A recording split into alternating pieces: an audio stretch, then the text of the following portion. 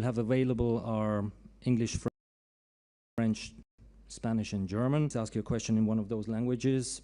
And when you ask a question, please state your name and the name of your organization. Hand over to you, Tommy. Thank you. So we'll just work around the room as much as we can. Please make sure that everybody at the top table gets some questions as well, if you don't mind. So if you like to raise hands, we'll go off and running. Then on you go. John, if I can, John. Your sort of opposite number, Marquinhos, earlier was saying about Luis Enrique, so about climbing Everest when he went in. A lot has happened, a lot of change in the summer. I just wonder, does it feel like you're kind of back to square one, base camp, or are you kind of resetting higher up? How do you see it? Because a lot has changed. Yeah, but a lot has changed in the 8 years that I've been here. When we got promoted to the Premier League, there was a lot of change in the summer. When you're signing the best young English talent, there's only going to be interest in them. When your players are performing at the highest level, there's going to be interest. So we've got a structure in place. We've got standards and rules which have made us successful over the past few seasons, and our job is just to integrate the new players and try and make them believe the same way the players in the last few seasons have believed, and we're really excited by the sort of new Aston Villa. Yourself.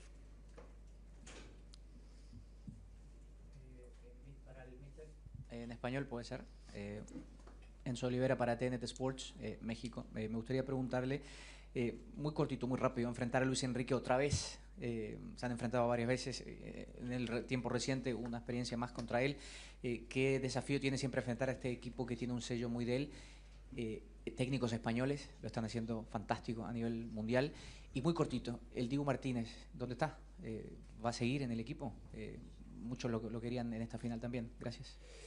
Bueno, hablando de técnicos españoles, en este caso de buenas tardes, de Luis Enrique, es difícil catalogar al mejor entrenador, pero si hablamos de la Champions League y ganándola 2 veces, con su trayectoria además anterior, pues ahora mismo, sabiendo el respeto que tengo por otros entrenadores que son muy buenos, también españoles, como puede ser Guardiola, Arteta, creo que Luis Enrique es el mejor.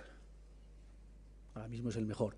Entonces, enfrentarnos a él a nivel de equipo, a nivel de futbolistas y a nivel de entrenador es un reto. Y es un reto y un test siempre. Entonces, a mí me gusta jugar contra los mejores. Y cuando jugamos contra los mejores, pues tratamos de encontrar la mejor respuesta nuestra. Y Emiliano Martínez está esta semana todavía finalizando sus vacaciones. En principio sí. Gentleman in the orange t-shirt, please, down the front. Igor Rebener, Q Sport. My question is to Unai Emery. 14 years ago, you started your international coaching career from Spartak Moscow.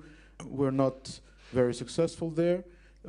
So since then, during all these years, in what areas did you change as a person, as a coach? What allowed you to have much more success after that and right now in Birmingham and in general? Did you have to make a lot of changes in yourself to start feeling comfortable working abroad? I don't know if you are wrong. I don't know, because maybe I don't understand exactly the question, but I started as a coach in Europe in 2008 in Valencia. Away? Abroad, okay, it's good. This point of exactly how to know where are starting for the answer. My experience as a coach is progressively trying to get better. And when I started abroad in Moscow, was my first experience away in different country, different league, and of course was something I learned a lot there, but I was not successful. I spent there 6 months, and after it I tried to use again, when I was leaving from Spain again after Seville to coaching in PSG, trying to use all my experiences to try to get better. In Paris, I spent 2 years. I was happy. We were very demanding. We achieved trophies. We didn't achieve in Champions League our objectives. And after it, Arsenal was another experience. Of course, as well, I was not feeling completely successful, but the year we spent there working, I think we did a good year, a good season. And then my next opportunity I had to be here with Aston Villa, I tried again to use my old experiences, everything I learned to try to get better. And here we are, since I arrived here, 4 years more or less. And of course, I am so happy how we are responding, how the players are responding, how the club, how the supporters, how we are building everything, how we are trying to develop, getting better, all the things we can have. Of course, everything at the end is on the pitch. And the result, the consequences after everything we are doing, and everything I learned with the players, we are here playing the Super Cup final because we have won the Europe League, and I am feeling comfortable, happy, very demanding, even more than the last years. Of course, the players as well, they followed us, everything we are trying to set in our standards, in our everyday, and how we want to build our mentality. And this is the reason we are here. Of course, thankful for the players, for John, because he was at the beginning, and he knows as well how we did the way. But we want more. We are not stopping here. And of course, my English now, little by little, is getting better. And this is the next objective as well. We'll go next to John from BBC 5 Live, and then we'll move across to Tom from the Daily Mail. John, can I ask you, what would you say about the expectations that Villa fans will have this season? Where should it lie? Similar to where it's been in the past few seasons. I think we've consistently competed with the best in England. I think we've consistently competed with the best in Europe, no matter what the competition is. It will have our challenges. There's a lot of change, but when you look at other clubs around England, there's a lot of change there as well. A lot of coaches changing, a lot of players changing. But what we have still is our main core. Same manager, same methods, same desire to achieve more. So a lot of people thought we had reached our ceiling a couple of seasons ago, and we proved them wrong. We've still got the same hunger and desire to go and achieve more. And as long as we've got the hunger and desire to do that, the Aston Villa fans can expect as much as possible. Tom.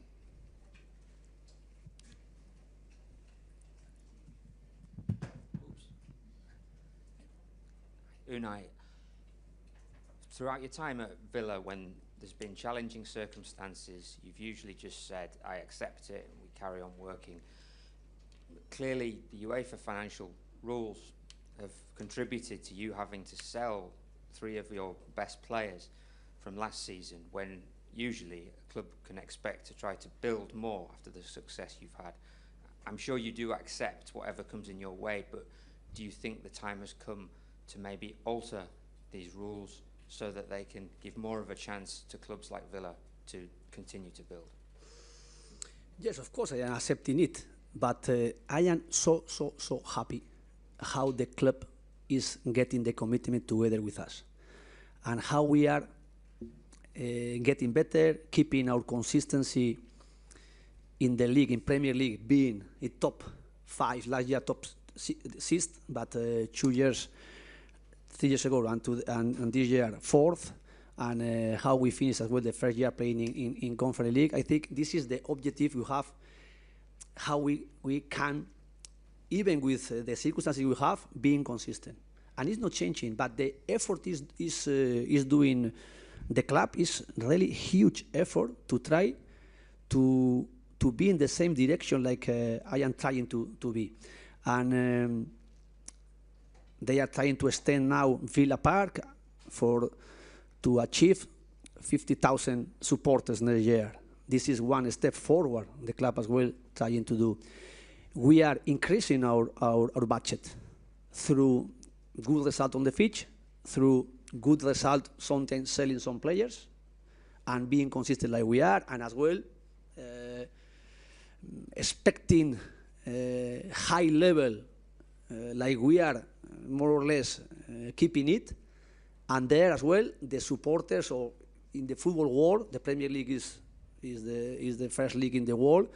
Aston Villa now, I think, can have better brand as well in the way we are. And of course, it's a huge responsibility for me, for the players. I am explaining them as well. Sometimes during the season, in 4 years, I explained them it about which objective we can have here. I have, or the players, or the club, and we must be everybody in the same page. And even with the changes, because you are making questions about the changes in the coaches, players, but Magin, he's intelligent, and he answered fantastic, because always he is here, since he arrived here, and every year, even when they were in championship, they became changes, and still the club going forward. And of course, if we are comparing with another teams like Manchester City or Chelsea or Manchester United or Liverpool or Arsenal, okay, we are competing with them, but we don't have their power yet. But progressively we are doing our way. And one thing I appreciate a lot is to be happy the way we are doing. And don't compare with another teams, another club, because someone, they are over us and then they are under us. And keep going, keep being resilient in the bad moment, like we showed last year, and we achieved it at the end, the objective, after very difficult season, and in August was very difficult moment we had. And now we are doing changes. Yes, but we are working well. And I am happy how we are responding, how we are as well trying to build a team. Of course, tomorrow is not we are not going to be on the pitch, our best moment, but as well for PSG, because I played 3 times the Super Cup, and more or less all the matches we played Super Cup in August is more or less similar. And tomorrow we are going to compete. We are going to compete. They are not here, Konsa, Watkins, and Emiliano Martinez, because they finished the season 19th of July, and I gave them 4 weeks to rest, and it's completely necessary. They are not tomorrow here. Of course, if they were here, of course, maybe we can have maybe more chances, but at the same time, I think PSG, they are going to be in the same situation like us. But tomorrow, we are preparing this game. We are preparing this game with the players we started, even some young players, 4 weeks ago. And tomorrow, I expect to compete and to try to face them with our capacity and our possibilities as well to beat them. Of course, they are favorite. They are favorite. Okay, the next 2 questions should be directed towards Victor. So please raise your hand if you want to ask Victor a question, and I'll come to you. There we are here. We'll do 2 here, side by side. Can I ask John as well? I mean, No, we'll go Victor. Just first. Victor? No, Victor, please. Okay, thank you. Hi, Victor. It's Boris from Antenna 5. You're going to have another demanding season starting with the Premier League. And tomorrow, of course, you'll be playing in the Champions League. You'll be fighting in the Premier League. Can you explain to us the difference, playing in Europe makes, especially now that the season is so long and then you're playing so many games in the Champions League?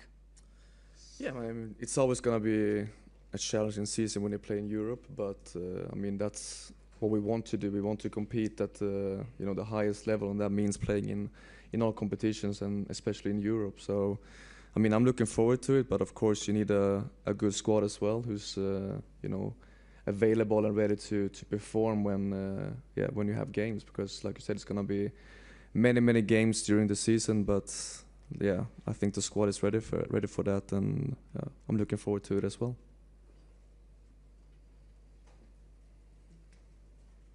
Hello, Irakli Medadze, Sport Georgia. The question to Victor, for sure, it's quite fair.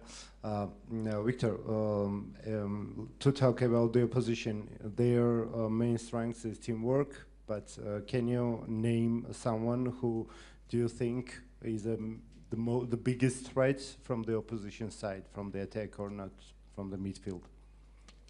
What do you mean from the players they have? Well, I think it's difficult to name just one player from their squad. I think they have world-class players in every position, so it's difficult for me to sit here and pick just one player.